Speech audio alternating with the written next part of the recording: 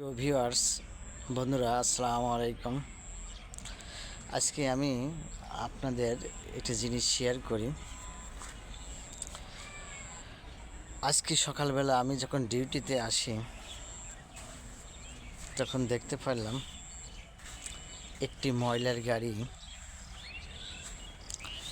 সেই গাড়িতে ময়লাগুলো উঠানো হচ্ছে, কিন্তু তার পাশেই একটি অস্থায়ী তেহরির দোকান। এই তেহরির দোকানে ম্যাক্সিমাম রিক্সাওয়ালারা অনেক খেতে দেখছি, পাশেই ময়লা ফেলে রাখছে, রাতে ময়লাগুলো ফেলে রাখে, সকালে নিয়ে যায়। তে এই দোকানদার বলছে, ভাই ময়লাগুলো একটু নিয়ে যান। তো ময়লাগুলো তো নেবই, কিন্তু আমাদের নাস্তা করাইতে হবে। সে ওই ছোট্ট তেহরির দোকানদার থেকে আমি দেখলাম 100 টাকার একটা নোট আর সাথে 10 টাকার একটা নোট দেখলাম, হয়তো 8-10 টাকা থাকতে পারে। 110 থেকে 120 টাকা ওনাকে দিল, পকেটে ভরলো, পকেটে রেখে আবার উনি ময়লাগুলো ভরতে লাগলো।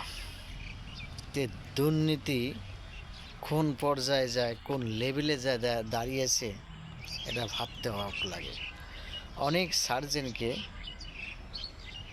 আমরা টাকা নিতে দেখছি। আমাদের গাড়ির সামনে যখন অন্য গাড়ি পড়ছে, ওই দু একটা গাড়ি পড়ছে, তখন সামনের গাড়িটা ছেড়ে দিয়েছে যে পিছনে এই গাড়িতে কে আছে। তো দুর্নীতি, অনেক সার্জেনকে দুর্নীতি করতে দেখছি। এইভাবে ময়লাওয়ালারাও দুর্নীতি করে, এগুলি জানতাম আগের থেকেই, কিন্তু বাস্তবে দেখা খুব একটা হয় নাই। ময়লাওয়ালারা ওরা ময়লা এখান থেকে নিয়ে যাবে, তার টাকা দিতে হবে, আবার কিছু সময় মাটি কিংবা খোয়া এগুলি কোথায় বিক্রি করে দেয়। তো এই 120 টাকা হোক আর 10 টাকা হোক, এই লোকটার থেকে নিল, এটা কিন্তু দুর্নীতি, এটা কোনো মতোই ঠিক না।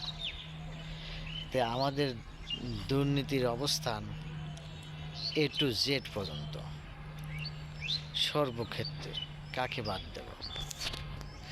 যে এই দুর্নীতি করে না তাকে সবাই বোকা ভাবে, এবং সে নিজেও মনে করে সে আসলে বোকা। তো সবাইকে ধন্যবাদ। আমরা সবাই এই অভিশাপ থেকে মুক্ত হতে চাই।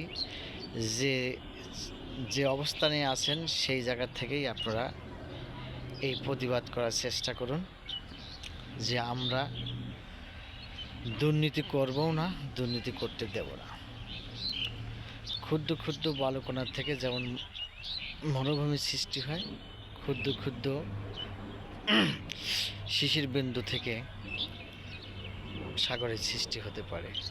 তো ক্ষুদ্র ক্ষুদ্র ছোট ছোটোভাবেই প্রতিবাদ শুরু করুন, এক সময় দেখবেন এটাই কাজে লাগবে। সবাইকে ধন্যবাদ।